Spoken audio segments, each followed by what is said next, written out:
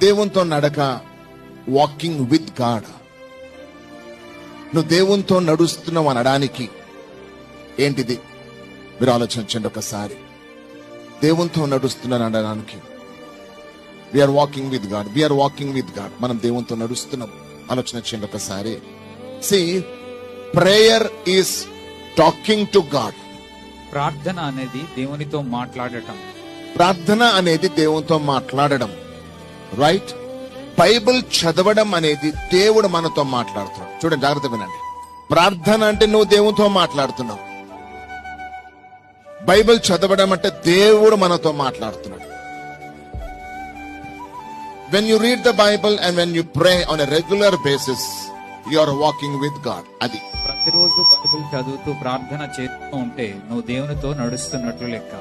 అది నువ్వు దేవునితో నడుస్తున్నట్టు. అది అర్థం. What is mean by